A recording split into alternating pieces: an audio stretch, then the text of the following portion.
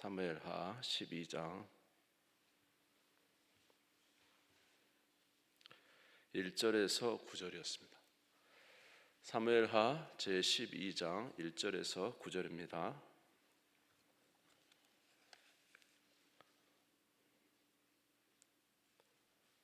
사무엘하 제12장 1절에서 9절 말씀까지.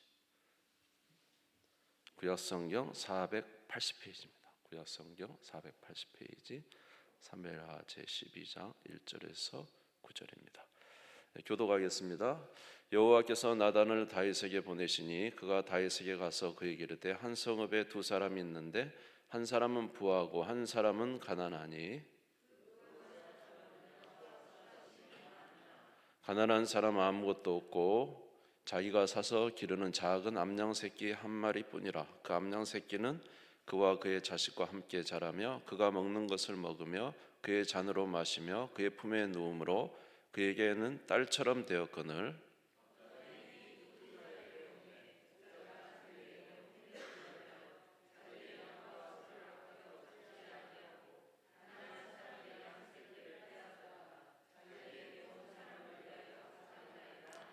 다윗이 그 사람으로 말미암아 노하여 나단에게 이르되 여호와의 살아계심을 두고 맹세하노니 이 일을 행한 그 사람은 마땅히 죽을 자라.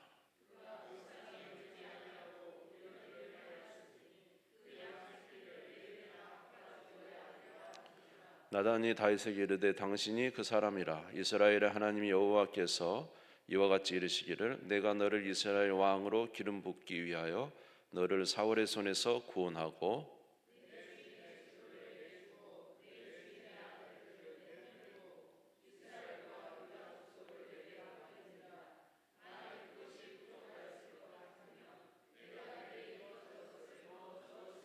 같이 읽겠습니다. 그러한데 어찌하여 내가 여호와의 말씀을 업신여기고 나 보기에 악을 행하였느냐? 내가 칼로 햇사람 우리아를 치되 암몬 자손의 칼로 죽이고 그의 아내를 빼앗아 내 아내로 삼았도다. 아멘. 오늘은 좀 유쾌하지만은 않은 말씀입니다. 그러나 또 하나님의 또 은혜가 뜻이 있는 말씀이라고 생각합니다.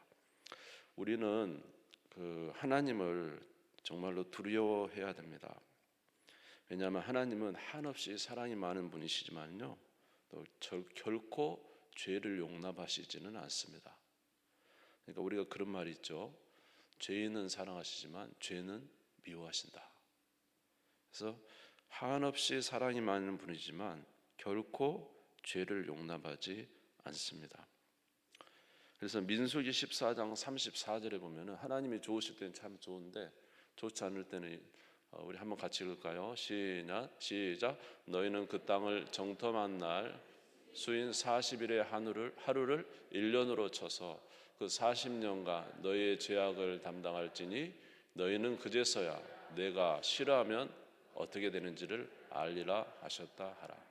우리 하나님 끝까지 인내하시거든요. 근데 인내하시는데 그런데 이제 이스라엘 백성들이 끝까지 하나님을 믿지 않고 그 정탐꾼을 보냈는데 하나님 끝까지 믿지 않고 밤새도록 하나님 원망하잖아요. 우리를 여기서 죽게 하려고 이렇게 보냈는가 하면서 그 10명의 정탐꾼들의 말을 듣고 하나님을 신뢰하지 않자 하나님이 이제 그들에게 말합니다. 내가 너희를 끝까지 너희가 나를 믿지 아니하니 내가 너희를 싫어하면 너희가 어떻게 되는지 알리라. 그러니까 하나님이 한번 진노하시면요, 정말로 우리 감당이 안 될 정도죠. 그래서 주님께서는 한없이 우리를 사랑하시지만은 결코 우리가 죄악 가운데 빠져 있거나 그대로 머물러 있는 것에서 대해서 용서하지 않습니다. 그러시고 이제 하나님께서 이제 채찍을 드시면 정말 무서운 상당히라 하기도 뭐하고 굉장히 무서운 일들이 사실 우리들에게 일어납니다.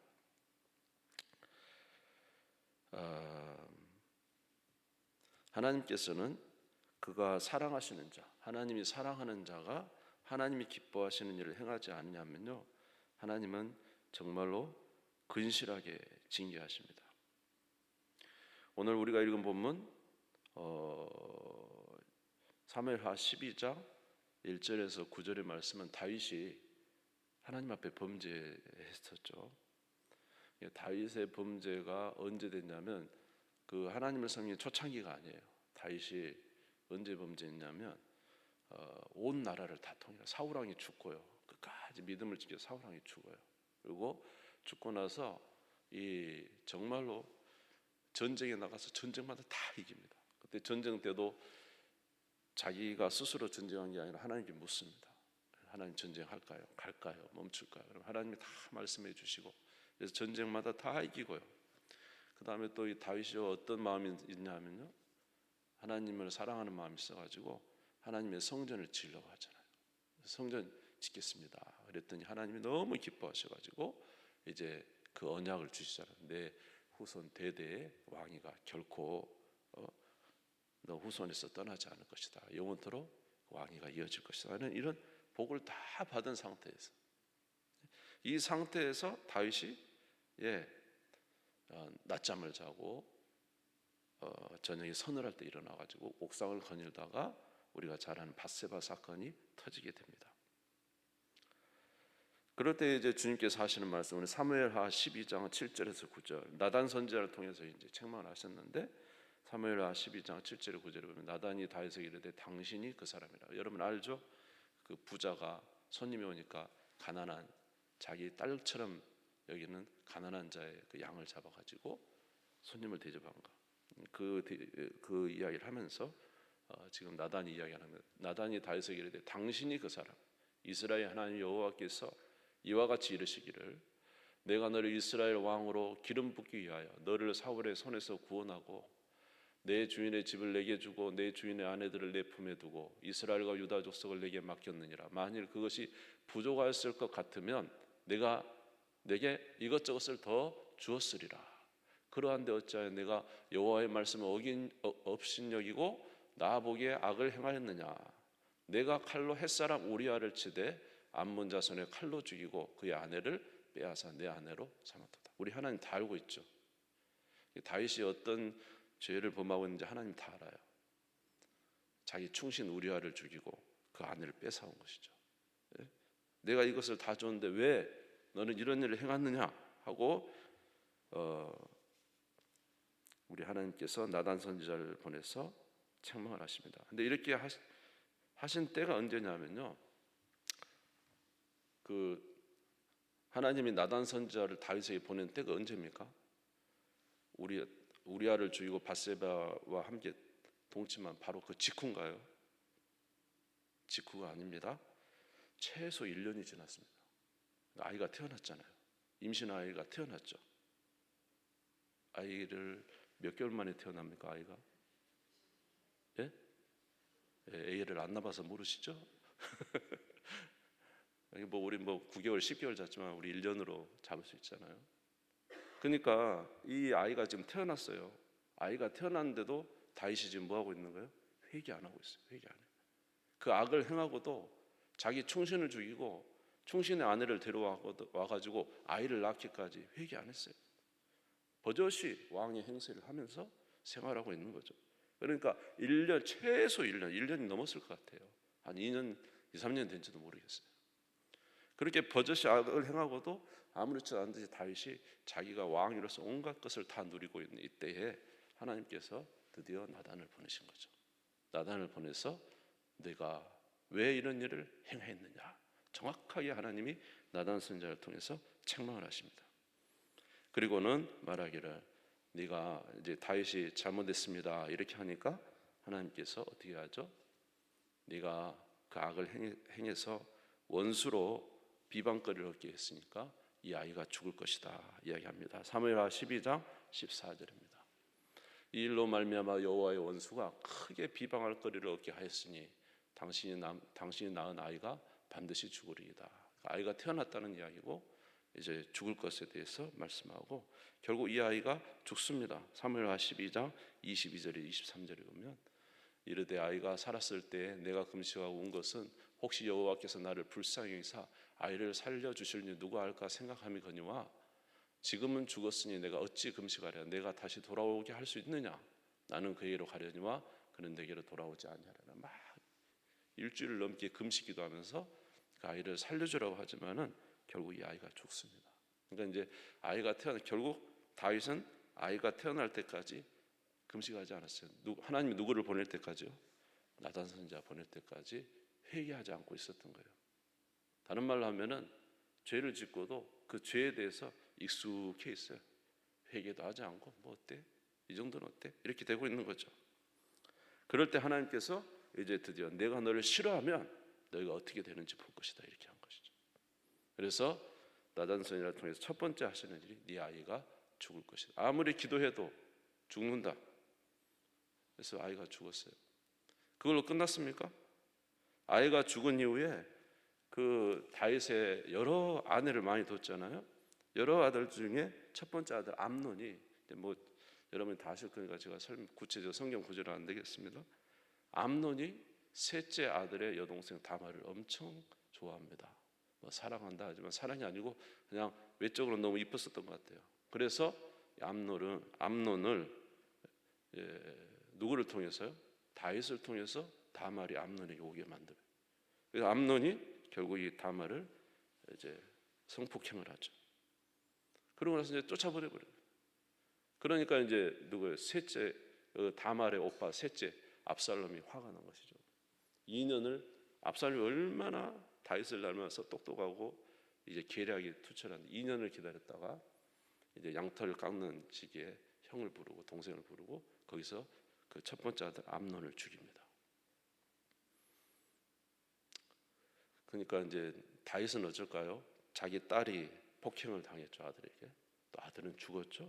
압살롬이 이제 어떻게 또 모반을 일으켜가지고 다윗을 죽이려고 막 쫓아옵니다. 그래서 자기 충신들이 다 압살롬이 돌아가고 200명이 말이죠. 거기는 아주 제갈량처럼 똑똑한 아이도벨도 그 안에 속해 있고, 그리고 다윗을 죽이려고 올 때에 다윗이 도망가죠. 울면서 도망을 갑니다. 그리고 이제 그 도망간 사이에 어떻게 합니까? 하나님이 예언을 하시죠. 너는 숨겨놓고 남의 아내를 뺏었지만 이제 나중에 네 원수가 나타날 텐데 그는 백주에 네 아내와 동침할 것이다. 그리고 옥상에서 천막을 치고 백주에 자기 후궁과 동침해 압살롬 말입니다. 이런 처참한 상황들이 계속 진행이 됩니다. 결국 그리고 이 압살롬도 나중에 죽죠. 요압에 의해서 머리가 이제 머리털이 뭐 얼마나 많았는지 상수리 나무에 도망가다 걸리죠. 아시죠? 근데 누가 죽입니까? 요압이 가서 죽입니다. 자기 종들을 보내가지고 압살롬도 죽어요.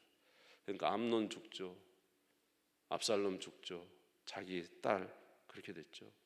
눈물로 다윗이 이렇게 보낸 거죠. 결국 다윗이 깨닫는 거예요. 하나님이 너를 싫어하면 너 그때 어떻게든 내가 볼 것이다.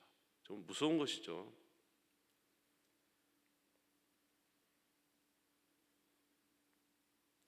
그래서 우리 하나님이 징계하시면 무서운 것입니다. 무섭습니다. 그런데 여러분, 그 징계하신 하나님이 선하신 하나님인 걸 믿습니까? 그렇게 징계하신 하나님이 선하신 하나님을 믿어요? 우리는 그것을 믿어야 됩니다. 그러면 하나님께서 왜 다윗에게 이런 엄청난 징계를 하시는가? 여러분들이 성경을 쭉 읽어보면은 이스라엘과 유다의 왕들이 쫙 나옵니다. 근데 그 왕들이 처음에는 얼마나 하나님을 신실하게 잘 섬기지 몰라요. 정말로 하나님 잘 섬겨요. 겸손하게 낮아져서. 근데 이제 왕위가 든든히 서고 모든 것이 자기에게 다 주어지고 권위가 이제 자기에게 쌓이고 그 누구도 자기 앞에 이제 설 수 없는 그런 상황들이 되면요, 이 왕들이 변하는 거예요. 첫 번째로 뭐냐면 교만해져요. 두 번째는 뭐냐면은 하나님 앞에 범죄하고도 돌이킬 줄 몰라요. 세 번째로는 많은 여인을 두어서 하나님 앞에 음란한 악한 행실로 가는 거예요. 우리가 잘 아는 솔로몬도 그 왕위가 대단할 때 결국은 이 모든 일 하나님 앞에 교만하고 우상을 섬기고 많은 여인을 두어서 음란하고 가는 거예요. 여러분, 저희가 잘 아는 우시아도 얼마나 교만했습니까? 히스기야도 얼마나 대단한 왕입니까? 근데 마지막에 므낫세를 낳은 그런 왕이 돼버려요. 마지막에는 이 감각이, 영적 감각이 엄청 무뎌져 버려요.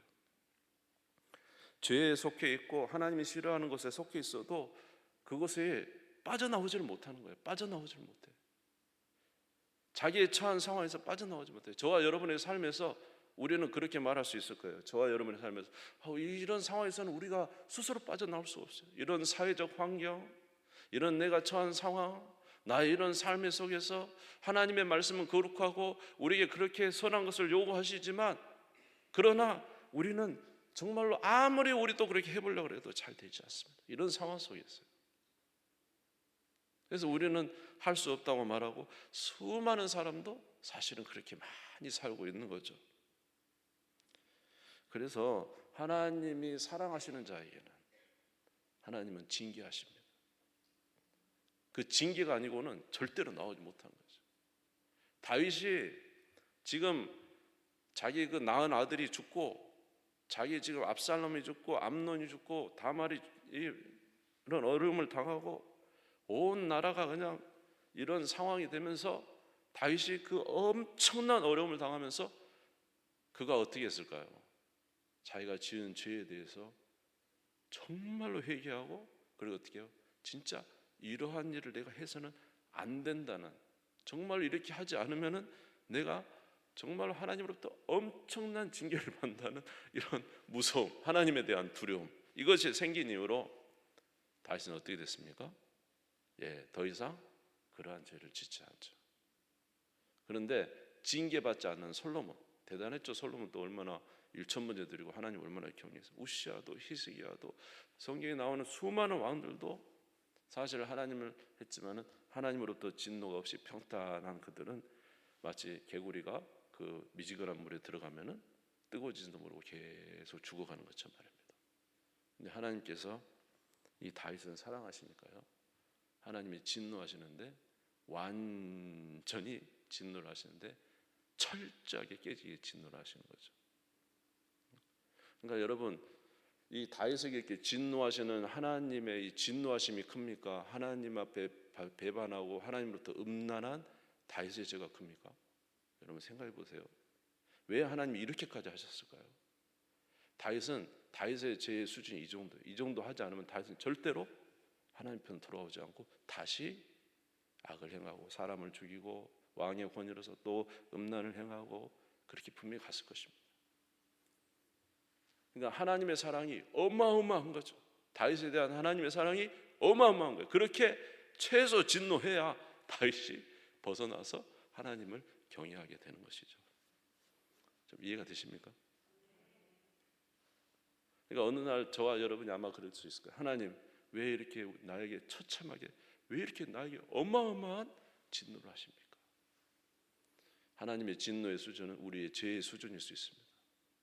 저와 여러분의 죄가 어마어마하기 때문에 하나님이 그 정도 진노하시지 않으면 우리는 하나님을 경외하지 않고 여전히 우리도 그 미지근한 물에 데워지는 개구리처럼 될 수 있기 때문에 하나님께서 그걸 끄집어내기 위해서는 우리의 죄보다 더 큰 하나님의 진노가 임해야 되는 거죠. 하나님의 징계가 임해야 되는 거예요.